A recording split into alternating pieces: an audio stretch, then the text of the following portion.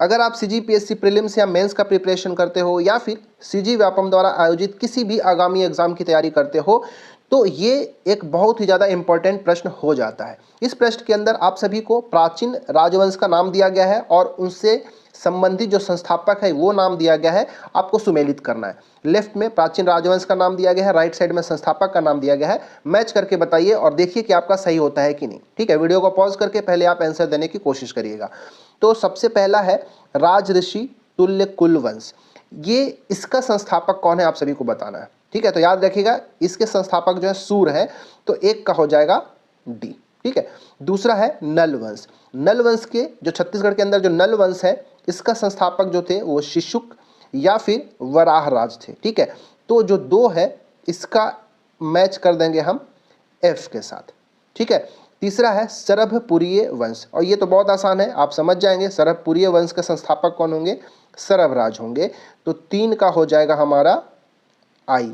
ठीक है, चलिए चौथा देखिए पांडु वंश। ठीक है, ये पांडु वंश के संस्थापक जो है उदयन या फिर इंद्रबल थे, तो चौथा को हम सी के साथ मैच कर देंगे। पांचवा है सोमवंश, कांकेर का सोमवंश का संस्थापक कौन है, तो याद रखिएगा सिंहराज। ठीक है, तो ये पांचवें को हम मैच कर देंगे बी के साथ। छठवां है फणी नागवंश। फणी नागवंश के जो संस्थापक है छत्तीसगढ़ के अंदर वो है अहिराज।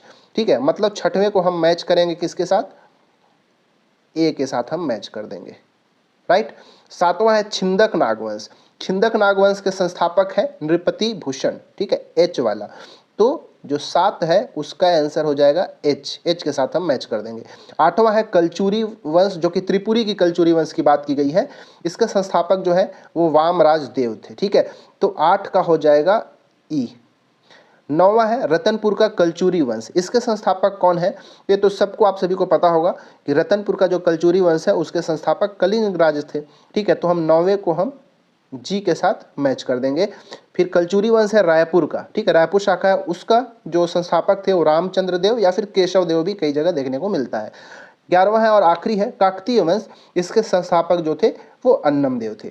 तो एग्जाम में कई बार से यहाँ से प्रश्न बनता है कि छत्तीसगढ़ की एक कौन सा प्राचीन राजवंश है, उसके संस्थापक कौन है, यहाँ से प्रश्न बनता है, इसलिए ये टॉपिक जो है इंपॉर्टेंट हो जाता है। ठीक है, तो आप इसको भी याद करके रखिएगा। कई बार से डायरेक्ट वन लाइनर की तरह भी पूछ लिया जाता है या फिर आपसे मैच करने वाले प्रश्न भी बना के पूछा जा सकता है। ठीक है, तो आशा करता हूँ आपका ये सही हुआ होगा। चैनल में पहली बार है तो सब्सक्राइब करिएगा, वीडियो को लाइक करिए, दोस्तों के साथ शेयर जरूर करिएगा। मिलते हैं किसी और वीडियो में।